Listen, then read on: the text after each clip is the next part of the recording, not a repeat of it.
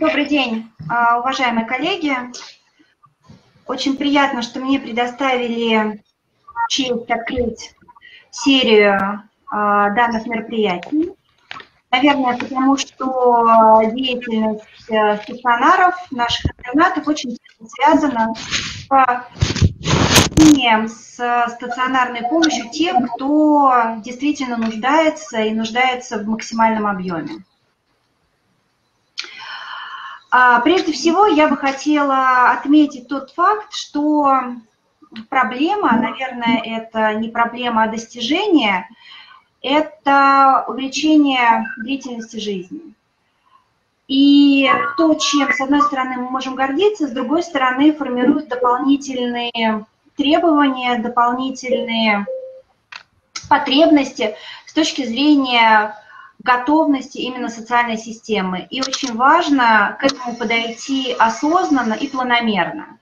И очень полезно изучение мирового опыта и лучшей практики бесспорно необходимо внедрять в нашу жизнь для того, чтобы каждый раз не изобретать велосипед. Фактически все мы прекрасно знаем о том, что мы все постареем. То есть старость – это естественное развитие событий, и к этому надо подойти спокойно, осознанно и сделать общество и сделать инфраструктуру такой, чтобы нам самим, вам, мне, в том случае, если придется оказаться в учреждении, оказывающей помощь, нам было бы жить комфортно. И чтобы у нас была возможность и право выбора получить необходимую помощь на дому. Непосредственно сам человек должен иметь возможность выбрать, как ему нужно жить. А мы, государство, социальные службы, должны обеспечить ему комфорт и качество жизни, несмотря на особенности развития функциональных ограничений или диагнозов. Ежегодно 21 сентября отмечается Международный день информированности общества о болезни Альцгеймера.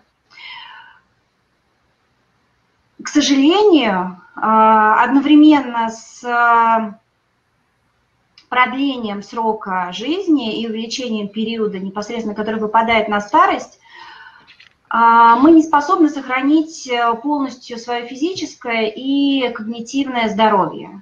И да, мы будем сталкиваться. К сожалению, сейчас в обществе наблюдаются тенденции и раннего выявления дементных заболеваний. Одновременно с этим надо отметить, что мы подходим к тому, что сейчас начинаем сталкиваться с такими особенностями, как микс деменции, различные этиологии и других психических заболеваний. Шизофрения, аутизм, то, с чем мы еще не привыкли и работать, и нам необходимо этому учиться. Так вот, у нас сейчас начинается некая декада вебинаров, которые посвящены именно теме старения и теме, которая прежде всего связана с организацией законодательной базы, организацией процессов для того, чтобы нам смочь изменить систему и сделать систему для человека и ради человека.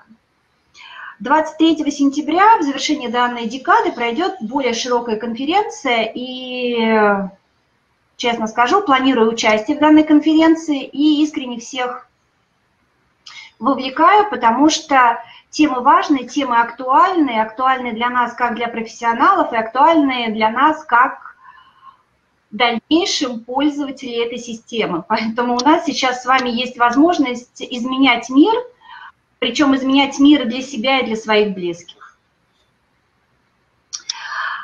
Сегодня мы открывать будем декаду вебинаром «Закон об адаптации общества к старению и стратегии управления переменами в условиях возрастной революции во Франции». Коллеги из Института дополнительного профессионального образования привлекли замечательного эксперта, которого, думаю, мы все с вами с интересом послушаем. Это Даниэль Матье. Добрый день. Добрый день. Эксперт в области разработки и реализации государственной социальной политики, советник по социальным вопросам посольства Франции в Российской Федерации в 15-19 годах. Поэтому я думаю, что тем, кто еще не подключился, привлекайте, пусть присоединяются к нам, и с удовольствием предоставлю слово. Спасибо большое, Оксана Владимировна. Это действительно для нас большая честь, то, что вы с нами, да, то, что присоединились и открыли для нас эту декаду. Я уделю пару минут для того, чтобы наши слушатели понимали, каким образом сейчас подключить перевод, чтобы понять нашего слушателя из Франции, чтобы не мешала вам французская речь. У вас на экранах есть возможность отключить звук того спикера, которого вы не понимаете.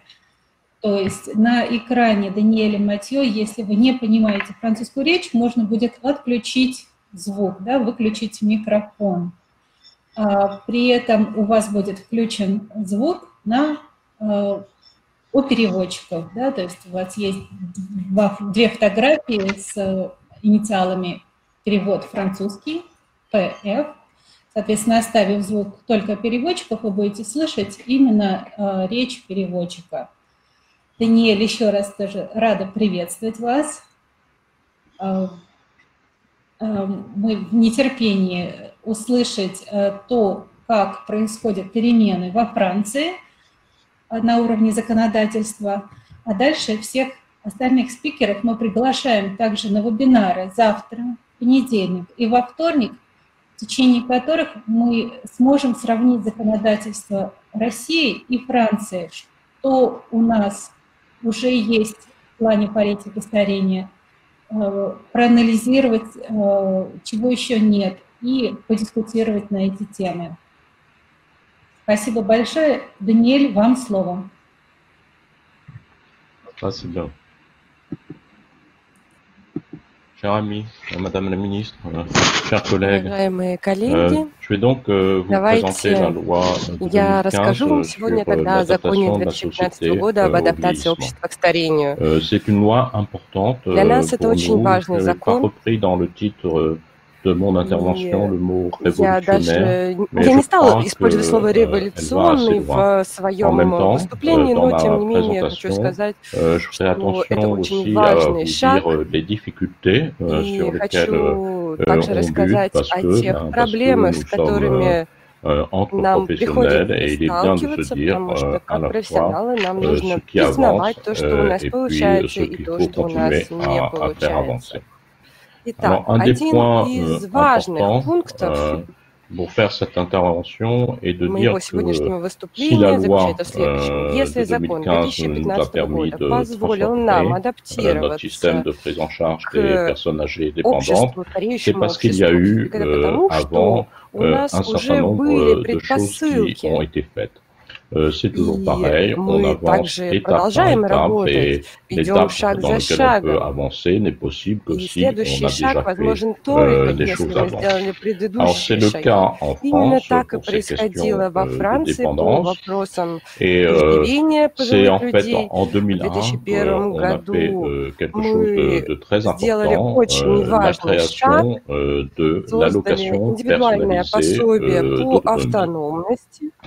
Cette allocation И это donc visait пособие à assurer, à compenser позволило la dépendance des personnes компенсировать et расходы à по âgées уходу et за à leur пожилыми людьми offrir la possibilité и de предоставить retrouver им une возможность autonomie chaque fois que c'était обеспечить possible. необходимую Elle a été faite автономию, насколько это возможно. en prenant en Это considération делалось non pas des éléments не médicaux, только с учетом mais les медицинских actes аспектов, но essentiels и с de la vie повседневной courante. деятельностью, Et то elle a есть été что faite могут другие aussi люди выполнять самостоятельно. en essayant non pas de soigner la Задача personne, не mais de только лечить répondre человека, à ses но besoins и justement pour qu'elle soit, стараться помочь выполнять autonome. жизненные важные Donc vous действия, avez удовлетворять sous les yeux потребности.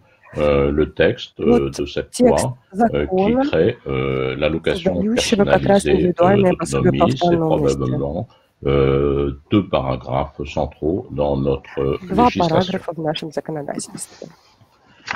Pour la dire de façon plus précise, ce dont il s'agit, Итак, le point le plus что здесь important est de важно? dire que ce dispositif Это laisse закон le choix дает aux personnes возможность entre le maintien à пожилым domicile лицам et выбрать, l'hébergement остаться ли дома и dans un получать уход на établissement. дому, или же C'est un отправиться в seul специализированное dispositif, en учреждение. fait, du point de vue de Единственное sa gestion такое, financière, avec такой deux инструмент, possibilités предоставляющий выбор pour la personne. пожилым людям. Lorsque la Потому personne что reste à son пожилой человек domicile, может оставаться l'aide дома и получать, тем sert не à менее, помощь, и financer tout ou получать partie des финансовую помощь, services чтобы qui lui как раз permettent justement de оплачивать pouvoir rester необходимую autonome помощь à и son уход, domicile. оставаясь при этом дома, Lorsque живя дома. la personne rentre И dans un в тот момент, établissement, как le человек fonctionnement des принимает maisons de retraite решение en France отправиться est в financé par le pouvoir public. Il reste дом престарелых, généralement quelque chose à la хотя charge de la personne большая âgée, часть et расходов l'aide по personnalisée, содержанию этого l'allocation человека personnalisée à в доме l'autonomie permet престарелых de prendre en charge оплачивается une из казны partie du государства, coût тем не менее pour la часть personne оплачивается âgée за счет, de собственно, этого son пожилого hébergement. человека, но пособие помогает Un справиться и с deuxième этой point проблемой.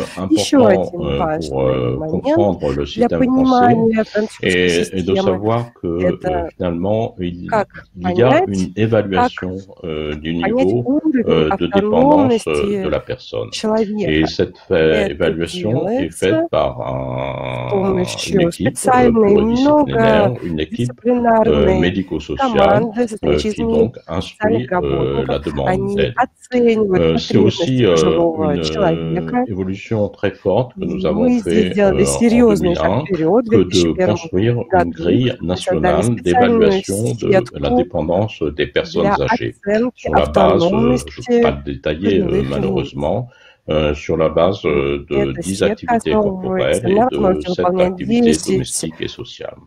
Si vous voulez bien, essayons quand même умственных de действий, а passer en также 50 выполнять secondes 7 домашних une des задач и vidéos социальных задач. que nous utilisons pour l'information des personnes âgées. Я сейчас попросил бы запустить видео, чтобы мы посмотрели все, как происходит эта оценка пожилых людей.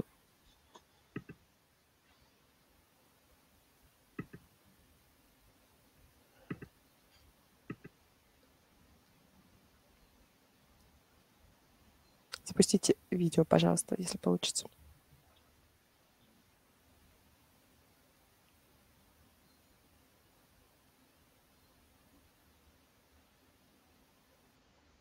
Si ce n'est pas possible, je Если continue. видео запустить не получается, то давайте тогда я продолжу. Даниэль, да, пытается сейчас скачать тот ролик, но он не Le technicien essaie de télécharger cette vidéo et de la lancer sur la plateforme. Давайте отложим, может быть, просмотр видео. Est-ce qu'on peut в правильном regarder формате. cette vidéo un peu plus tard? D'accord. Je Хорошо, continue тогда alors. продолжу. Vous verrez, et puis vous pourrez Вы regarder сможете смотреть cette потом vidéo это видео в une другой autre раз. fois. Le lien est sur Ссылка в la презентации. présentation qui est à votre Вы disposition. можете сами L'intérêt, перейти. c'est qu'elle montre les Идея choses de этого façon видео, très то, что там simple очень et просто qu'elle les показано, montre à partir des actes de la как vie на основе quotidienne. обычных действий, наших повседневных действий Ce можно qui est aussi оценить important de автономность dire, человека. c'est que sur la base de И на l'évaluation основании такой de la personne оценки âgée, des пожилого besoins de la человека, personne потребностей âgée, этого пожилого donc sur человека, la base aussi de а также excusez-moi, sur la base de la connaissance que l'on a de sa situation, nous préparons un plan d'aide qui est financé dans le cadre de l'allocation personnalisée d'autonomie.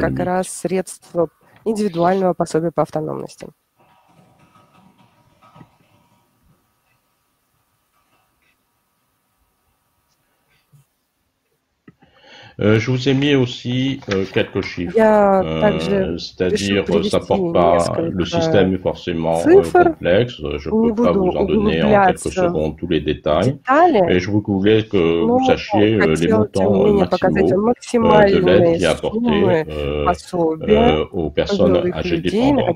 Alors cette aide varie à la fois en fonction de leur niveau de dépendance, elle varie aussi en fonction de leur niveau de revenu.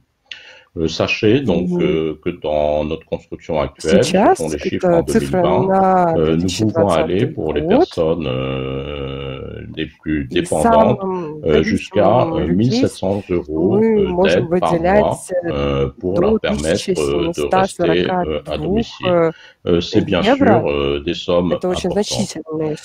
Lorsque le handicap, lorsque la dépendance est moins forte dans les groupes 5 et 6, les caisses de retraite peuvent aussi intervenir pour aider les personnes âgées, de toute façon les coûts sont moindres. Et puis, comme je le disais tout à l'heure, lorsque la personne est en établissement, il peut y avoir une aide pour qu'elle couvrir le coût de l'établissement pour elle, et les niveaux d'aide sont comparables à ce que vous avez sous les yeux quand la personne n'a absolument aucun revenu. Donc un effort financier important, je crois, c'est ça qu'il faut retenir. L'autre chose qu'il faut, je crois, que vous reteniez, c'est que nous avons une offre de services aux personnes âgées dépendantes qui est assez développée. Alors, elle comporte à la fois des services d'aide à domicile qui assure les besoins, qui couvre les besoins pour les activités ordinaires et les actes essentiels de la vie courante. Elle assure aussi les besoins médicaux et en particulier les besoins en soins infirmiers et certains services, je conclurai là-dessus mon intervention, assurent à la fois ces services essentiels et les services médicaux. Du côté de l'offre d'hébergement, nous avons beaucoup de dispositifs, mais celui dont il serait utile que vous mémorisiez le nom est celui des EHPAD, les établissements d'hébergement pour personnes âgées dépendantes, dans lequel nous traitons des situations de dépendance qui sont quand même assez élevées, et c'est notamment dans les EHPAD que sont une grande partie des personnes âgées, très âgées, qui souffrent de troubles mentaux et par exemple la maladie d'Alzheimer. Alors, une des particularités aussi du système français, c'est une certaine complexité administrative. C'est un peu l'histoire de notre pays. Pour que vous ayez des repères, parce que chacun de ces acteurs est légitime à parler devant vous et à vous expliquer ce qu'il fait en disant qu'il s'occupe des personnes âgées dépendantes. Je vous ai mis sur cette diapositive leur liste. Donc la plus importante, c'est le conseil départemental. On en a une centaine en France. Ce sont des collectivités qui sont finalement comparables en termes de population au sujet de la Fédération de Russie. Et c'est eux qui, comme en Russie, sont responsables d'une grande partie de la protection sociale. Ce sont eux donc qui traitent de l'essentiel des problèmes, qui s'occupent de la dépendance. Alors nous avons aussi des institutions qui dépendent de l'État central et qui ont des liens avec l'assurance maladie. C'est les agences régionales de santé. Leur rôle sur les sujets qui nous occupent est un rôle de répartition des financements et aussi un rôle de contrôle du bon fonctionnement des institutions. Nous avons une troisième institution très importante et dont je vous invite à regarder ce qu'elle met sur son site, par exemple, ou que je vous invite à rencontrer si vous venez en France. C'est la Caisse nationale de solidarité pour l'autonomie. Alors, elle est chargée, elle a des fonctions financières, mais elle est surtout chargée de l'animation nationale du dispositif et de ce à quoi nous croyons beaucoup, à savoir l'échange et la diffusion de bonnes pratiques. Donc, c'est la Caisse nationale de solidarité autonomie qui, par exemple, organise les groupes de travail ou les réflexions collectives sur telle ou telle amélioration à apporter à la prise en charge des personnes âgées dépendantes. Enfin, je viens de le dire, nos caisses de retraite qui ne sont pas compétentes en matière de dépendance interviennent aussi, elles interviennent en particulier pour un certain nombre d'actions de prévention de la perte d'autonomie. Pour continuer, donc voilà l'essentiel en fait du socle sur la base duquel a été prise la loi de 2015. Alors cette loi, oui, on peut dire d'une certaine manière que c'est une révolution parce que elle a changé notre manière de voir la question de la dépendance. Et en particulier, c'est mon premier point, elle en a fait une question qui était de la responsabilité de tous et qui devait appeler une réponse positive de la société et des acteurs sociaux, et aussi de toutes les politiques publiques. Je crois qu'il est important de commencer par ça, c'est-à-dire que l'adaptation au vieillissement, ça concerne chacun des ministères français, ça concerne chacune des politiques publiques du gouvernement français. D'autres acteurs sont impliqués, en particulier les villes. C'est à ce moment-là que nous sommes rentrés, comme vous l'avez fait en Russie, dans le réseau des villes amies désignées de l'Organisation mondiale de la santé. C'est à ce moment-là aussi que nous avons lancé un gros programme d'adaptation des logements. C'est des politiques qui ne sont pas celles des ministères sociaux, pour les rendre adaptés à la perte d'autonomie. Et ces actions ont été financées par la Caisse nationale vieillesse et l'Agence nationale de l'habitat. Nous avons aussi, mais ça c'est quelque chose qui vous est familier en Russie, et vous êtes peut-être plus avancé que nous, nous avons lancé à ce moment-là une politique de promotion des échanges entre générations, et nous avons reconnu, souhaité impliquer les seniors dans la vie associative, comme nous avons aussi essayé et réussi à susciter du bénévolat auprès des personnes âgées. Dernier point qui est présent en Russie, qui est présent en France, peut-être selon des modalités différentes, c'est que nous avons dit à l'occasion de cette loi que les personnes âgées, y compris les personnes âgées dépendantes, avaient tous les droits et toutes les libertés de n'importe quel citoyen. Et en particulier celui de circuler au sein des établissements. Ce qui n'est pas simple à organiser dans un certain nombre de situations, mais puisqu'il s'agit de l'exercice d'un droit, il nous est importé d'y donner. Alors, l'apport de la loi, deuxième élément essentiel, a été conforté, d'installer la priorité au maintien à domicile et au service à domicile. Donc, comme je vous l'ai dit, c'était déjà dans notre organisation. Disons qu'il a été clair à partir de 2015 que cet élément était absolument prioritaire. Et ça s'est traduit par un certain nombre de décisions, d'amélioration des plans d'aide à domicile avec des conséquences financières, il nous coûte plus cher, des décisions aussi de réduction de la participation des bénéficiaires au plan d'aide à domicile. Donc ces décisions ont amélioré la situation de plusieurs centaines de milliers de personnes âgées dépendantes.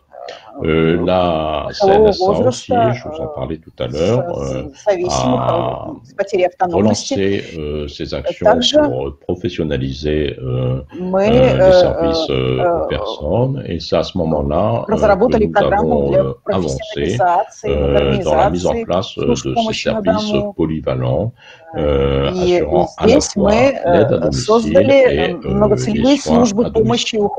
Et à cette époque aussi, parce que les questions de ressources humaines et d'implication des travailleurs sociaux étaient déjà sensibles, des décisions de relèvement des salaires des personnels intervenant à domicile ont été prises.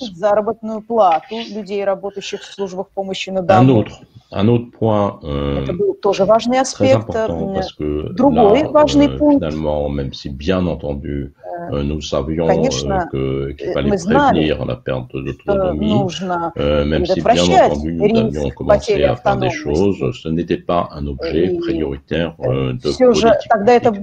Donc ce qui s'est passé en 2015, c'est que dans notre discours, dans notre volonté politique, est entrée l'idée qu'il fallait combattre, qu'il fallait prévenir la perte d'autonomie et qu'il fallait prévenir la perte d'autonomie en combattant ce qui est facteur de risque de perte d'autonomie, dans lequel il y a les questions de santé, les accidents de la vie, bien entendu, mais aussi le gouvernement de l'époque a tenu un discours vraiment assez fort, consistant à dire que certaines inégalités sociales sont aussi sources de perte d'autonomie et que combattre ces inégalités sociales, c'est aussi donner la possibilité à des personnes de ne pas devenir dépendantes ou de devenir dépendantes plus tard.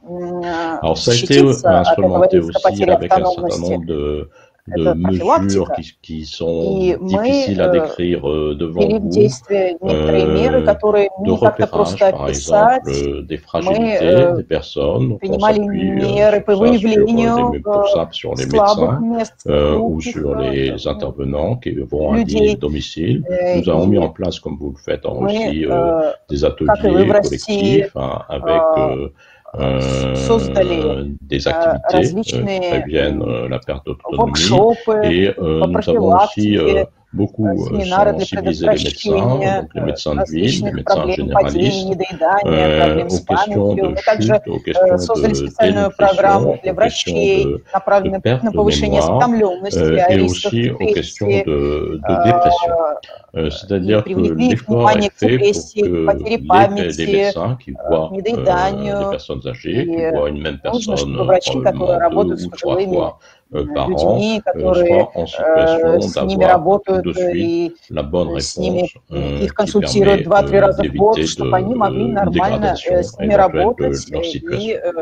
Nous avons aussi travaillé sur les médicaments et nous sommes persuadés qu'un certain nombre de pratiques de surmédication, par exemple, étaient source de dépendance et comment il fallait lutter contre ça. Le dernier point, c'est partagé avec la Russie, nous avons tous les mêmes problèmes, était celui de la lutte contre l'isolement. C'est entré dans le discours, les ministres se sont exprimés sur ce type de sujet et ça a permis notamment de mobiliser le bénévolat. И мы работали над привлечением активных волонтеров к этой работе. Dernière innovation, Последняя инновация наша – это поддержка, c'est aussi quelque chose qui n'avait pas été significativement engagé avant 2015. Et la loi a créé un droit au répit, c'est-à-dire que les personnes qui, par exemple, vivent et soutiennent parfois 30, 40, 50 heures par semaine, parfois encore plus, un conjoint qui est atteint d'Alzheimer ont besoin de se reposer, ont besoin de souffler. Donc nous avons organisé cette situation en permettant que pendant cette période de repos, un intervenant social en place le proche aidant. C'est essentiel parce que cette nécessité de prendre un peu de recul est absolument évidente. C'est aussi essentiel parce que ça donne de la visibilité au rôle de ces proches aidants sur lequel maintenant nous travaillons beaucoup. Сильно помогает и подчеркивает роль этих близких людей в данной работе. La France est un pays qui consacre beaucoup d'argent à sa protection sociale. Certaines statistiques nous disent qu'on est les premiers. Согласно некоторой статистике, мы занимаем первое место в этом плане, в Европейском Союзе, например. Vous sachez aussi que du point de vue des Français, du point de vue des acteurs sociaux, l'argent est cher, l'argent est rare et nous sommes aussi dans une contrainte budgétaire qui nous conduit à réduire un certain nombre de dépenses. La loi de 2015 a levé ce verrou et de façon significative sur plusieurs points importants. Donc le premier, c'est que nous avons relevé, dépensé de l'argent, relevé le montant affecté au plan d'aide aux personnes autonomes, par exemple. La deuxième, c'est que l'État a pris la décision de conduire cette réforme de façon neutre, financière pour les conseils départementaux. Si on était en Russie, le surcroît de dépenses aurait été assuré par le niveau fédéral et non pas par celui des sujets de la fédération. C'est un choix qui a été aussi fort et une décision difficile à prendre de notre côté. Et puis nous sommes rentrés peut-être pour la première fois depuis beaucoup d'années dans une logique qui consistait à réduire la participation des bénéficiaires aux aides qui leur sont apportées. Dans les années qui ont précédé, la tendance était plutôt l'inverse. Nous avions besoin d'argent, cela coûtait plus cher. Une des solutions, en partie, était d'augmenter la participation des assurés sociaux et des bénéficiaires. Pour la part, c'est l'évolution inverse dans laquelle on s'est engagé. Alors, ensuite, où en sommes-nous? Donc 5 ans après, nous avons un nouveau rapport qui a été fait et nous allons vers la prise d'une nouvelle loi. Alors, qu'est-ce que ça veut dire? Ça veut dire qu'on peut dire que tous les problèmes n'ont pas été résolus par la loi de 2015 qui a un vrai besoin de nouvelles réformes. Alors c'est vrai qu'il y a des problèmes, c'est vrai qu'il y a des choses qui doivent être changées, mais il faut que vous compreniez aussi que le fait que l'on prépare une réforme conduit à développer un discours critique sur la situation actuelle de la France qui est pour partie fondée. Je pense que, par exemple, ce qui est dit sur les aspects ressources humaines, sur les conditions de travail des travailleurs sociaux sont exacts et qui, pour partie, sont exagérés. C'est peu important. Ce qui est clair, c'est que ce débat, ce rapport reflète aussi une volonté d'agir et que donc on est engagé dans quelque chose qui sera une amélioration de la prise en charge de nos personnes âgées dépendantes. Alors, avant de venir aux aspects les demandes d'amélioration, c'est-à-dire finalement les points faibles de notre système actuel, Je vous ai listé les points qui sont reconnus par le rapport Libaud comme des apports évidents et importants de la loi de 2015. Alors, le premier, c'est finalement c'est les plus importants. C'est dans les textes que les choses ont changé et très rapidement. Et c'est aussi dans le positionnement des différents acteurs publics ou des différents acteurs sociaux. Nous avons compris collectivement que cette idée d'adaptation de la société au vieillissement était celle à partir de laquelle nous devions construire nos politiques. Et donc, un certain nombre de débats ou un certain nombre de situations aussi d'indifférence ne sont plus possibles en France. C'est à l'évidence un acquis. Некоторые дискуссии уже невозможны больше во Франции благодаря этому осознанию. Второй момент. Tout simplement, notre dépense en faveur de la dépendance a augmenté et qu'elle a augmenté plus vite pour le maintien à domicile que pour l'accueil en établissement. Donc c'était bien un des objectifs de la loi, que se donner les moyens de favoriser le maintien à domicile. Un autre point très positif dans le contexte français, c'est que nous avons su limiter la part de la dépense de cette dépense supportée par les bénéficiaires et que finalement ceci en moyenne et avec des disparités qui sont celles des niveaux de revenus ne supportent pas plus de 10% du coût des plans d'aide, ce qui nous semble un bon niveau, которые получатели пособий несут дома, оценивается в 10% от sur la стоимости планов помощи. Мы также продвинулись по вопросу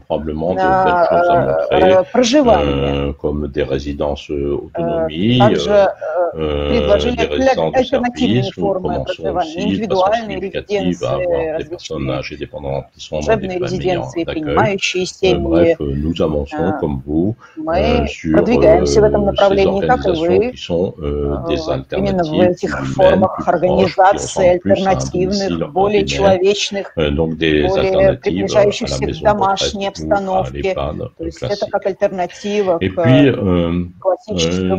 nous avançons aussi sur des sujets nouveaux qui permettent d'aller plus loin dans la prise en charge à domicile, l'utilisation de la télémédecine, la veille aussi à distance, des organisations qu'on appelle les EHPAD hors des murs qui permettent d'assurer un niveau de prise en charge, y compris médical, assez élevé, très élevé à domicile.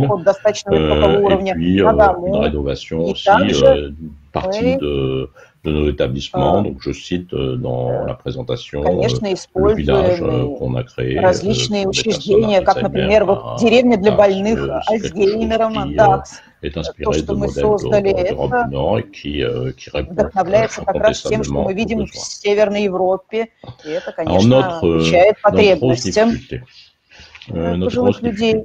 Наша большая сложность в том, что связано с домами престарелых. И вы можете заметить во французской прессе, что дома престарелых находятся сейчас в кризисе во Франции.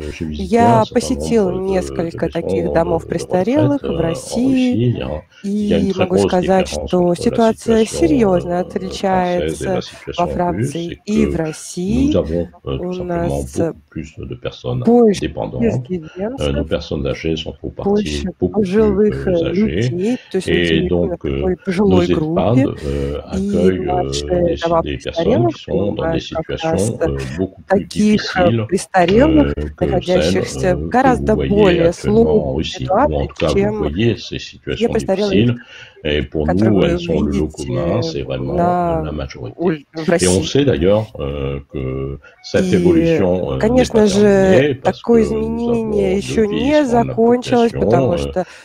nous avons un accroissement de 20 000 par an de nombre de personnes très dépendantes. Donc nos EHPAD, nos maisons de retraite doivent s'adapter. Alors, la première adaptation que l'on doit faire, c'est continuer à laisser plus de personnes à domicile. Et on voit que le vieillissement nous empêche de descendre significativement autour du niveau de 40% des personnes âgées dépendantes qui sont dans des établissements. On voudrait aller au-dessus. Deuxième difficulté, si nous avons progressé pour le reste à payer en fait pour l'aide à domicile, pour les personnes âgées, pour les personnes âgées hébergées en établissement, le reste à charge peut aller jusqu'à 1 800 €, après il est de 1 800 € en moyenne, et ça nous semble aussi un niveau qui est trop élevé, qui met en cause nos équilibres sociaux. Je précise bien sûr qu'il s'agit d'une moyenne et qu'un certain nombre de personnes bénéficient de l'allocation, je vous ai parlé, d'autres aides sociales qui fait que leur coût d'hébergement est nul. Mais enfin, globalement, pour la moyenne de la population des personnes âgées ébahies et hébergées, le coût est important. Nous avons aussi des transformations de notre offre, notamment un développement des établissements privés lucratifs, qui pour le moment a plutôt conduit à une diminution de ce qu'on appelle le taux d'encadrement, c'est-à-dire le rapport entre le nombre de places et le nombre de résidents. Globalement aussi, nous sommes convaincus que les moyens humains qui sont dans les maisons de retraite en France sont insuffisants, que ça entraîne des conditions de travail qui sont relativement difficiles. Et ce problème, donc des moyens humains, est maintenant la difficulté que nous avons à résoudre. Alors, un élément, je change un peu de type de problème, et c'est d'ailleurs pas un problème, mais une solution, en tout cas un élément de contexte à intégrer. C'est qu'en fait, dans les débats politiques, dans les débats publics qui sont ouverts, il est bien clair pour les Français, pour les décideurs, que nous allons vers la création d'une 5e branche de la sécurité sociale. Donc, après l'assurance maladie, après l'assurance retraite, nous allons mettre en place un système de sécurité sociale qui comprendra une branche consacrée à la dépendance. Alors pourquoi cela? Parce que le nombre de personnes âgées dépendantes augmente, je l'ai dit, 20 000 par an. Parce que aussi nous apercevons que nous avons une dépense sociale importante qui nous place qui fait de nous le premier pays d'Europe, je l'ai déjà dit, mais que pour l'économie, il y a un certain nombre de pays du Nord qui dépensent plus que nous et probablement aussi mieux. Donc il faut savoir aller sur ce terrain. Un autre point est la demande des Français. Donc, ils attendent en fait la même sécurité que celle qu'ils ont avec l'assurance maladie pour ce qui concerne leur santé. Ils attendent la même sécurité sur la dépendance et ils voient la solution plutôt dans un système public que dans une assurance privée. Et puis nous avons finalement une opportunité, c'est parce que ça a été créé il y a 18 ans, une cotisation qui a servi à rembourser la dette de nos organismes de sécurité sociale. en 2024, cette cotisation va disparaître parce que la dette de la sécurité sociale a été remboursée. Et donc, il y a une possibilité de mettre en place une nouvelle contribution à hauteur de 0,5% des revenus. Ça dégagerait 7,4 milliards d'euros par an. Et finalement, c'est à peu près ce dont on a besoin pour mettre en place cette nouvelle branche de la sécurité sociale et pour améliorer finalement ce qu'on fait pour l'économie. Alors les débats sont serrés, parce que de toute façon vous savez ce que sont les débats budgétaires. Une discussion à 7,4 milliards d'euros dans le contexte actuel, c'est une discussion que personnellement je ne peux pas vous dire quel sera le résultat. Mais tout le monde a ça en tête et ça explique aussi une certaine, comment dire, que les positions prises sur nos besoins en matière d'autonomie et nos besoins en matière de dépendance soit en ce moment très marquées. Alors, le rapport ensuite dégage d'autres pistes que celle de la création de cette branche nouvelle de la sécurité sociale. Vous avez ça sur le diaporama, c'est pour, évidemment, c'est des formulations, c'est toujours les mêmes idées, on réécrit, et puis on réécrit pour partie mieux. Donc, il y a une question ressources humaines, je vous l'ai dit, nous mettre en situation d'avoir suffisamment de professionnels qualifiés, donc se mettre aussi en situation de reconnaître leur professionnalité et leur qualification, sortir aussi de ces modèles administratifs et ces organisations administratives un peu complexes. Je vous ai d'ailleurs simplifié, mais ne pas perdre de vue que l'objectif, c'est pas de changer l'intervention administrative, mais de créer des situations où toutes les personnes âgées se sentent chez elles, quel que soit leur lieu de vie. Rendre aussi plus visible notre système de calcul des aides, parce qu'il est complexe en fait. C'est une des raisons qui m'ont conduit à ne pas vous l'expliquer. Je n'en aurais pas eu le temps. Donc des choses plus simples, ça serait mieux pour qu'elles soient comprises par les intéressés et aussi rester dans cette logique qui consiste à dire que le coût de l'indépendance ne doit être que tout à fait marginalement supporté par les personnes qui en полностью на престарелых людей. Voilà, et la question de la prévention, je vous ai dit qu'elle avait été initiée en 2015, qu'il n'y avait presque rien avant. Nous avons avancé en 5 ans, mais nous voyons bien qu'il y a encore beaucoup de choses à faire pour prévenir la perte d'autonomie. Voilà, je vous ai fait une présentation en fait qui était simplement un résumé, peut-être pas le meilleur, d'informations auxquelles vous pouvez avoir accès, en lisant le document que je remercie, l'IDPE d'avoir traduit, c'est un des travaux formidables qui a été fait et qui vous met à disposition beaucoup d'informations et beaucoup d'informations pertinentes sur la situation française. Et puis vous avez aussi les éléments du rapport Libaud qui sont sur la place publique. J'ajoute une dernière partie à mon intervention qui consiste à vous dire finalement ce que personnellement je crois être un modèle dans l'organisation actuelle française. J'aime pas tellement le mot modèle, mais disons ce qu'on peut mettre en avant au-delà des difficultés que forcément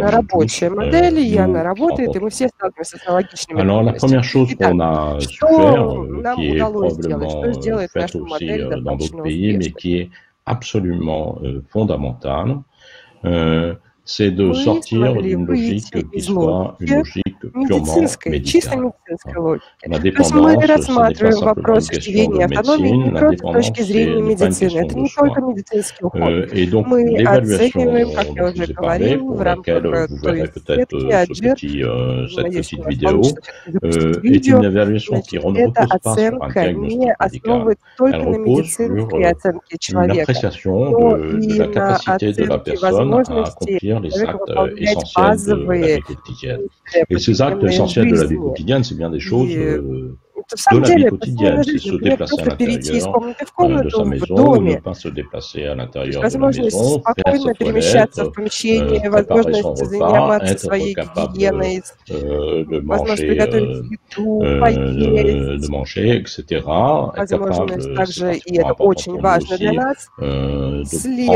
seul un traitement médical qui vous est prescrit. Enfin, tout ça sont des choses de la vie courante, des choses de la vie concrète. Et sur cette base, sur la base de ces critères, que nous organisons la prise en charge de la personne année, que nous définissons les aides qui doivent lui être apportées. Ça évite les travers d'une approche purement médicale. On sait que quand même, pour les personnes âgées, les travers d'une approche purement médicale peuvent aller très loin.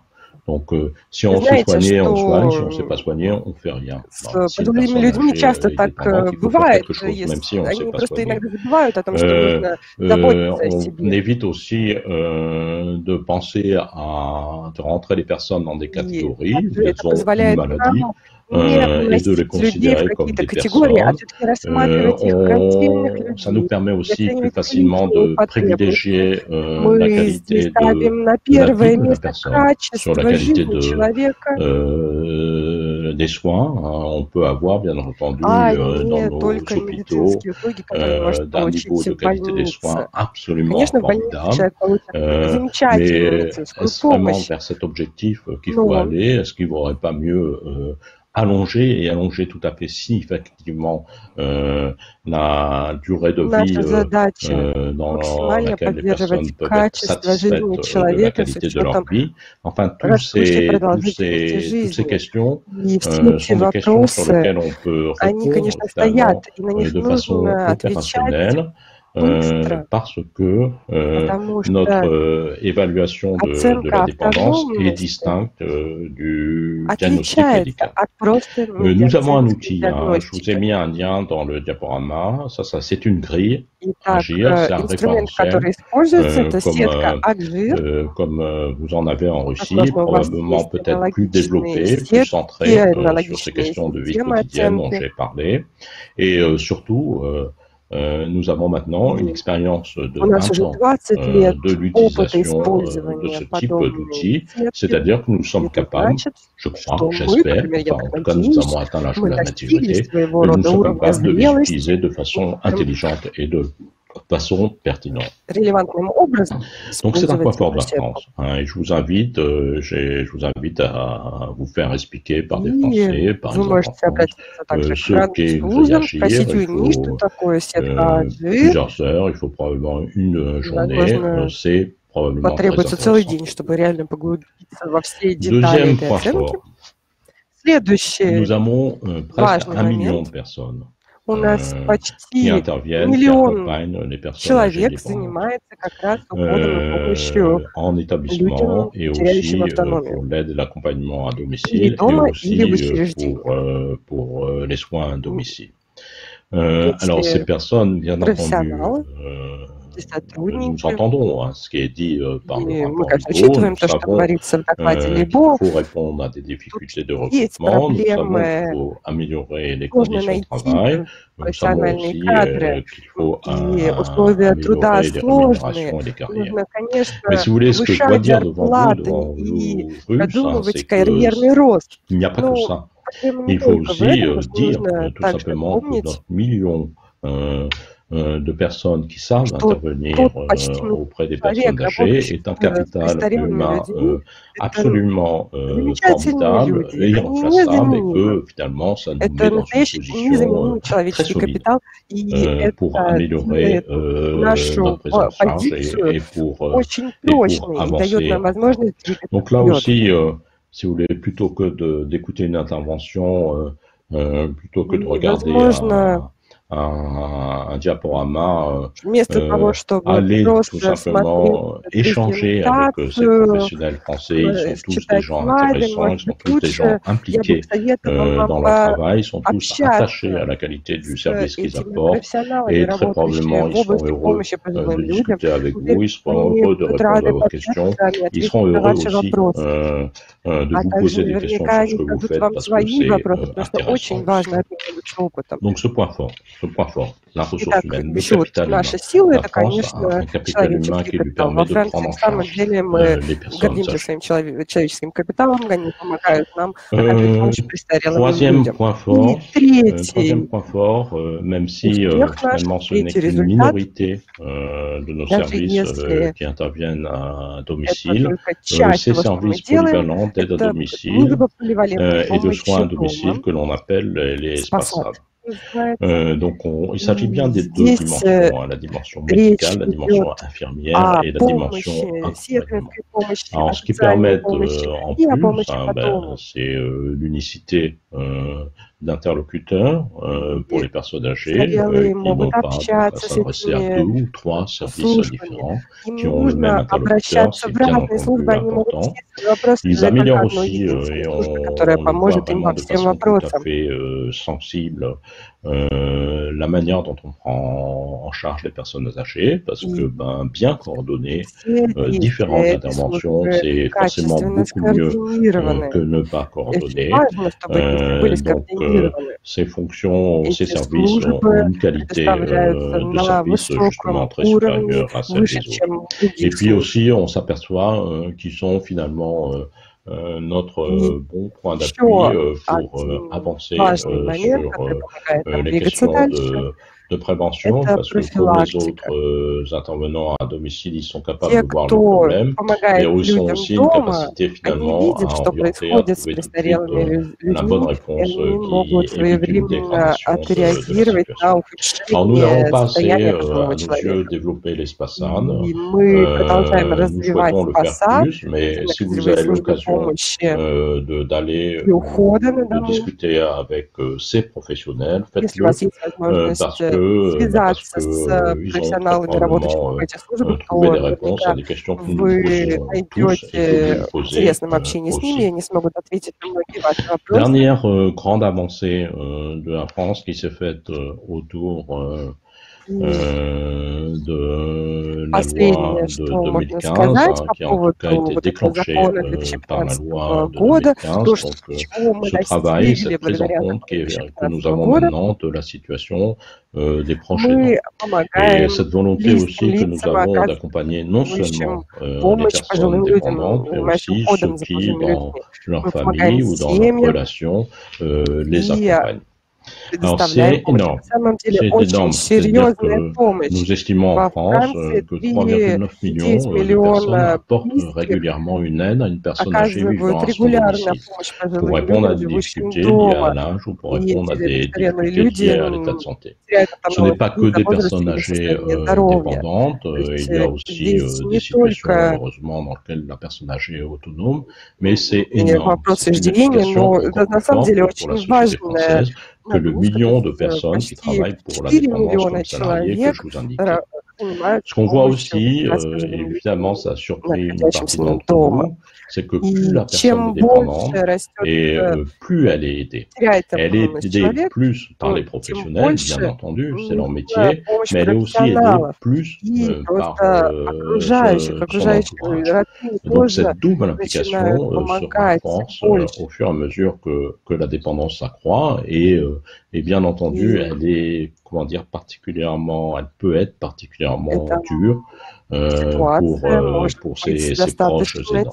En tout cas, c'est pas un discours que nous avions il y a quelques années. Nous avons conscience maintenant de la dureté des situations que crée cette obligation d'accompagner les personnes et des conséquences qu'elles peuvent avoir sur leur propre situation. Alors, je vous ai dit que la loi de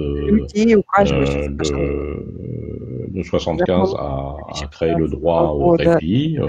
On a fait pas mal de choses depuis, notamment dans le cadre d'un plan qu'on a fait sur Alzheimer, enfin des plans qu'on a fait sur Alzheimer et du dernier plan qui porte sur les maladies neurodégénératives, avec des ateliers de soutien, des formations, en fait, un dispositif d'assistance assez pertinent pour les proches aidants.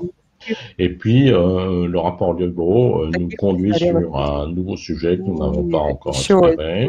Une partie de ces proches aidants sont des gens qui travaillent, une partie tout à fait significative. Comme on a un problème de conciliation la vie professionnelle et le fait d'être parent, il y a un problème de conciliation entre l'appui à un proche et la vie professionnelle.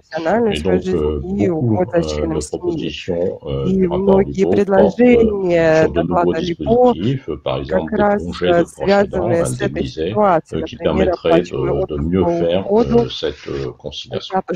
Voilà, donc 4 points importants, 4 points que je vous invite, vous êtes toujours invités en France tous, que je vous invite à venir voir chez nous parce que probablement ça vous intéressera.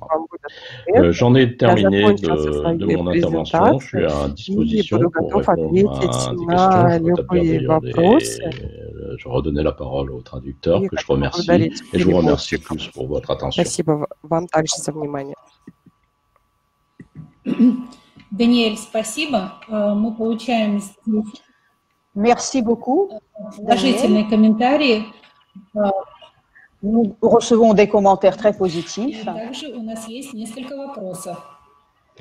Nous avons quelques questions. Я сейчас озвучу первый вопрос, который пришел.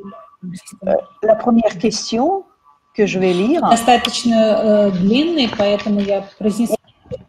Et elle est assez longue. Каким образом проводится оценка степени автономности on mène cette évaluation du niveau d'autonomie проживающих в учреждении и с какой celles qui sont en établissement et avec à quel intervalle se produit cette évaluation. Также степень этой автономности может снижаться и объемы финансирования тогда должны увеличиваться. L'autonomie peut baisser et alors dans ce cas les volumes de financement doivent être augmentés. Alors c'est cela. Oui, c'est exactement ça. Да, это так. C'est exactement ça et c'est pour ça que Именно так. Et c'est pour ça que je vous coupe. Et c'est pour ça que c'est compliqué. Именно поэтому это очень сложно. Alors j'ai accompagné au moins une reprise des délégations russes en France. Et, effectivement, la première question российские делегации во Франции, и первый вопрос, который задавался, и ваш вопрос, который вы задаете, как раз, да, это вопрос на первом плане. И я видел, как отвечали французские профессионалы, и они отвечают просто, что да, конечно, чтобы ответить, надо время. Это сетка ГИР, да, все-таки там 25 страниц. De professionnalité, c'est donc que nos travailleurs sociaux et les personnes qui font les évaluations ont intégré cette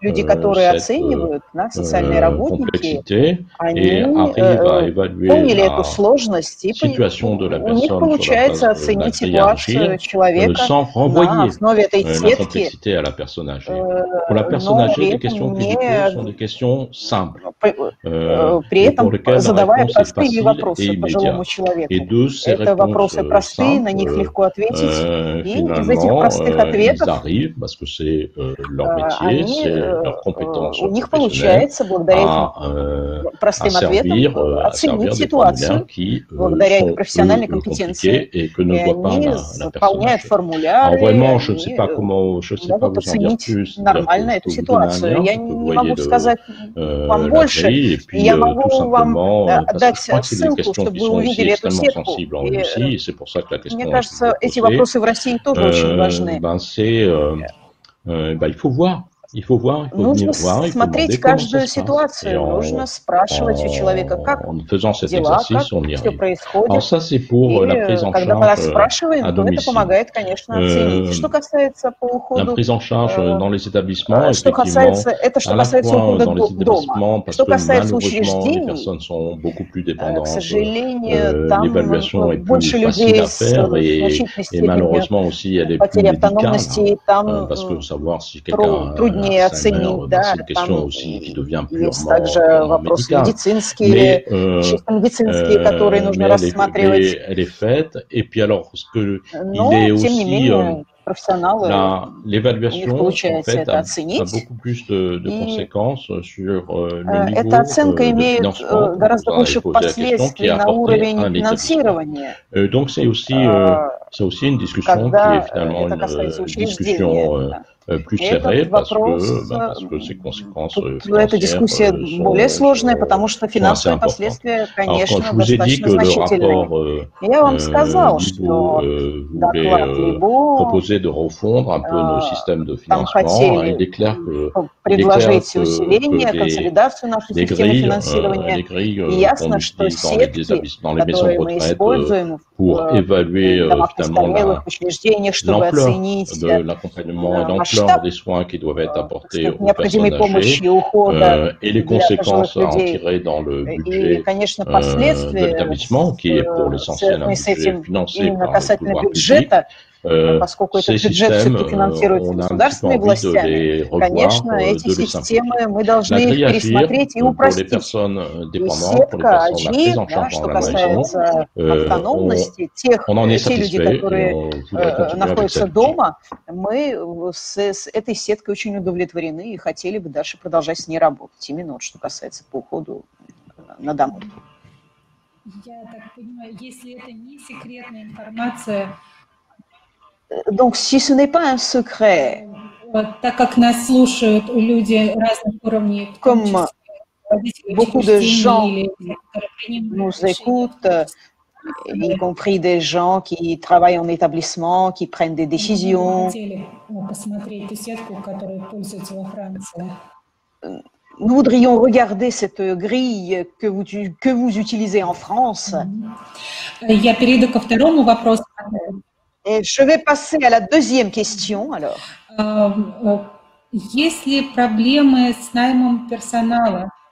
a-t-il des problèmes en termes de recrutement de personnel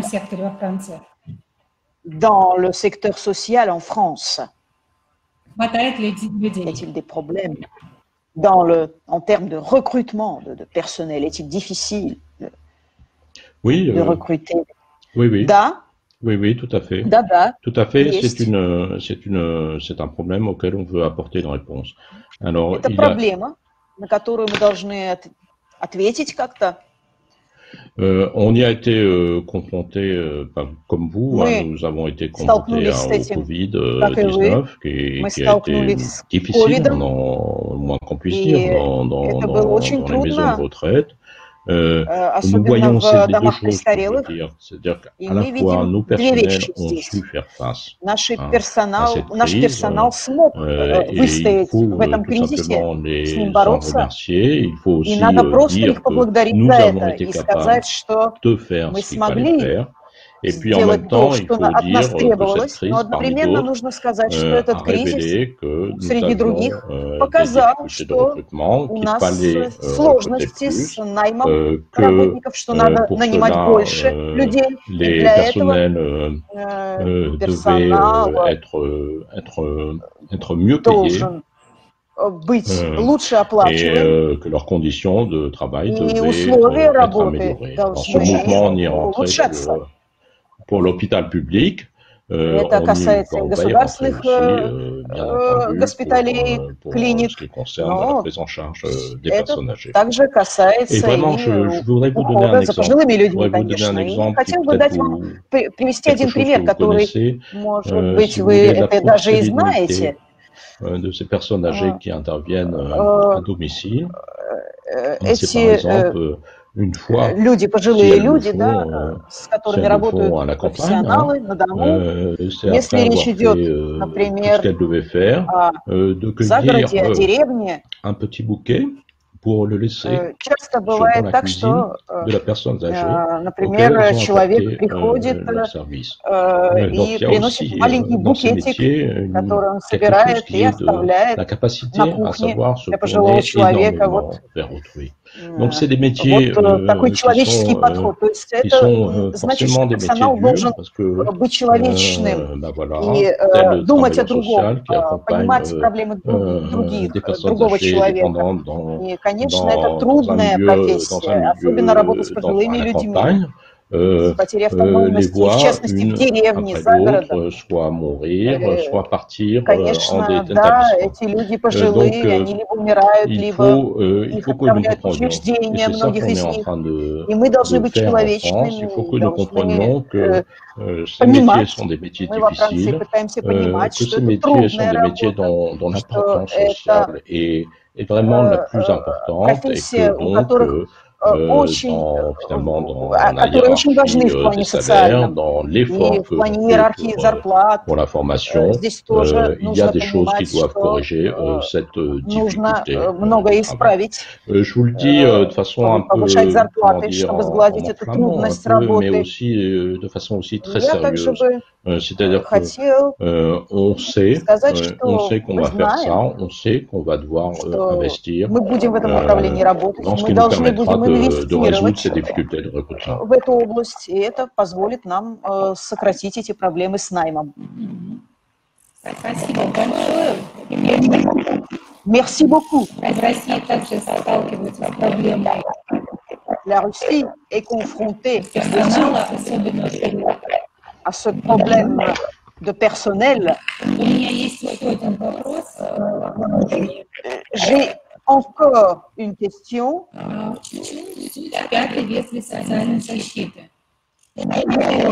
Quel est le sens de cette cinquième branche de la protection sociale? Quel est le sens de ce cinquième domaine de la protection sociale, cinquième volet? Qu'est-ce qu'il y aura de nouveau dans ce programme? Alors, bah, écoutez, déjà, ça sera plus visible. Это будет более понятно. Oui, je vous réponds, la réponse est comporte plusieurs points parce que c'est une bonne question aussi. Donc, premièrement, ça sera plus difficile. Pour un Français, il n'y a pas besoin de lui expliquer ce que c'est que l'assurance maladie, il n'y a pas besoin de lui expliquer ce que c'est l'assurance par retraite, il sait que ça existe. Ce n'est pas le cas pour la dépendance et pour les personnes qui deviennent dépendantes. Il y a toujours un temps d'hésitation pour savoir à qui s'adresser et comment faire dans l'organisation française. Donc c'est un premier point, je crois que c'est important. Le deuxième point, c'est que ça permet tout simplement de rationaliser autour d'une ressource unique, une cotisation, notre fonctionnement financier. C'est-à-dire que le dispositif que je vous ai décrit est un dispositif aussi assez éclaté avec beaucoup de financeurs, les conseils départementaux, l'État, l'assurance maladie. Disons que ça serait plus simple. Ça serait plus simple si on pouvait dire ce qui concerne la dépendance est financé par la branche dépendance de la sécurité sociale. Beaucoup de choses Et puis, une troisième attente, importante, est de dire que la sécurité sociale en France a une certaine indépendance encore vis-à-vis de l'État. Et on a besoin donc d'organisations où finalement la prise en charge et la réponse apportée aux personnes et les droits qu'on leur offre, par exemple,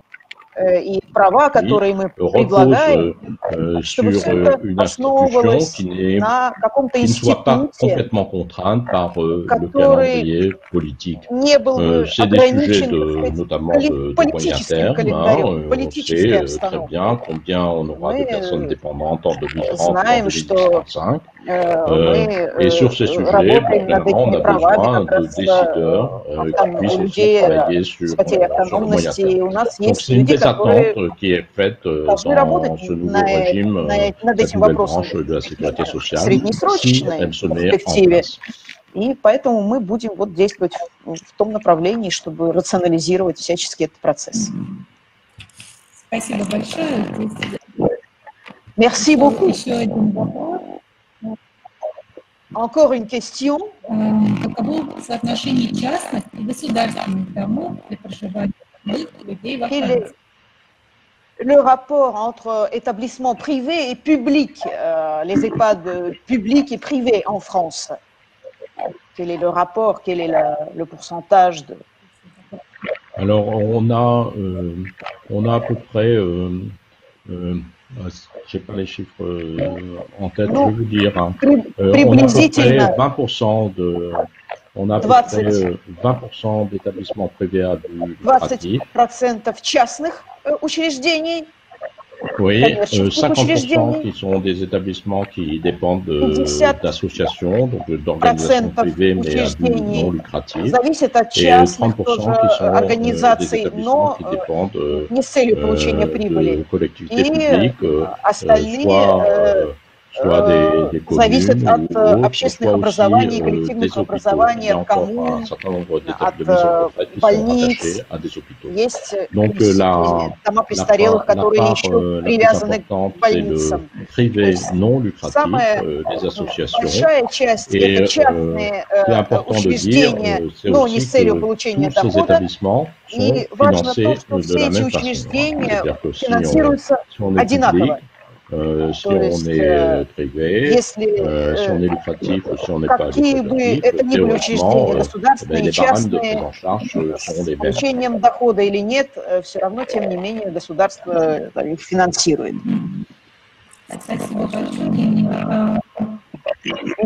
Merci beaucoup. Я хотела бы рассказать о том, что наш институт дополнительного профессионального образования. Je voudrais dire que notre institut de formation complémentaire professionnelle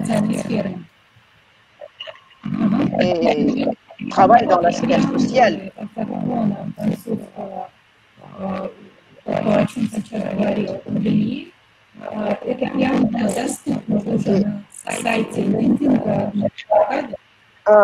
L'interprète n'entend pas l'orateur.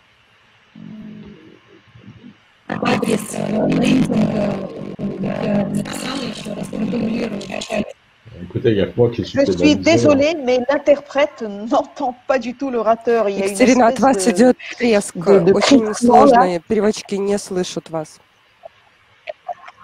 Да, не слышно переводчиком вас, Екатерина. Je suis désolée, mais les interprètes n'entendent pas l'orateur. C'est pas grave qu'elle continue, qu'elle présente. Il y a une sorte d'interférence qui Je suis désolée, Daniel. Je vous en prie, c'est des choses qui arrivent, c'est pas plus grave. Ничего страшного, это бывает, это бывает. Я всех приглашаю тех, кому интересно вникнуть в суть преамбулы французского закона. Qui s'intéresse à la préambule de la loi 2015. Donc, je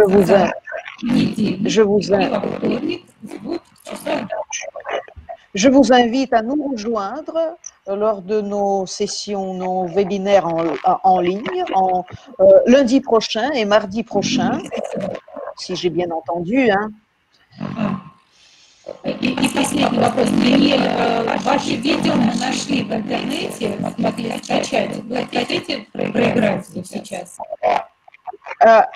Daniel, nous avons trouvé votre vidéo sur Internet. Donc, est-ce que vous souhaitez qu'on montre votre vidéo maintenant? Voilà, bah c'est effectivement une bonne conclusion. Ça vous montrera que à la fois on a un système qui marche, qui est complexe, et qu'on arrive à présenter, je crois, de façon simple aux personnes âgées. В общем, достаточно просто представляем эту систему пожилым людям. Да, я за то, чтобы показали видео. Ok, je vais mettre en route la vidéo alors. Merci. Спасибо.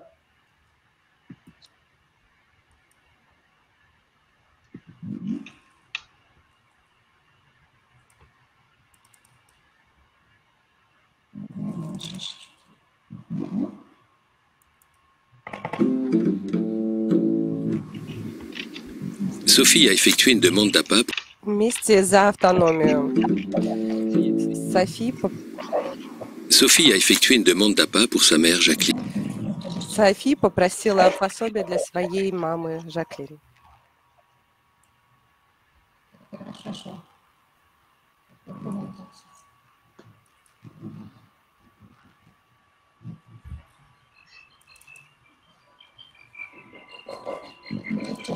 К сожалению, все-таки есть неполадки с интернетом, слабая связь. Malheureusement, il y a des problèmes avec Internet. La connexion n'est pas très bonne. D'accord, bah écoutez, je suis à votre disposition pour une autre Я буду готов question. ответить на любой другой ваш вопрос, если есть вопросы. Нет, не получается. Коллеги, есть ли еще вопросы к Alors, est-ce que vous Даниэлю? avez d'autres questions à poser à Daniel?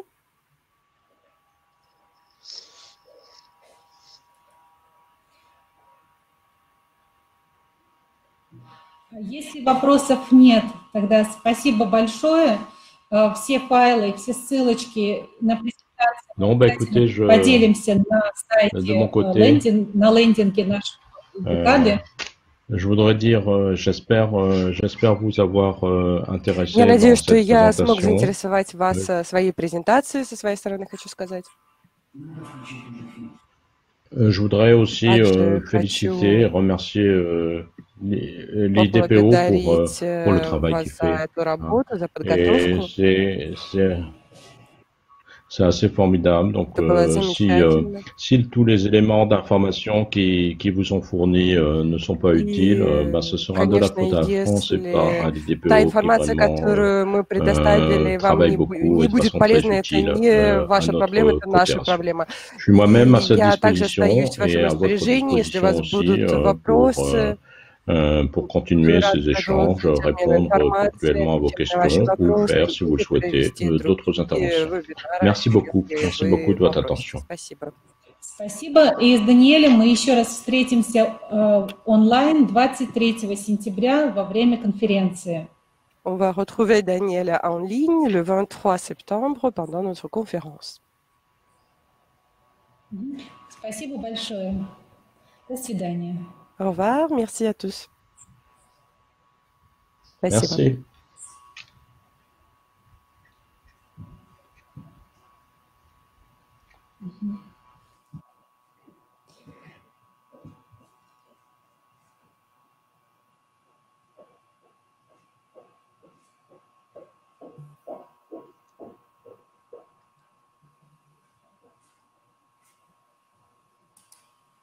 Екатерина, мы выходим?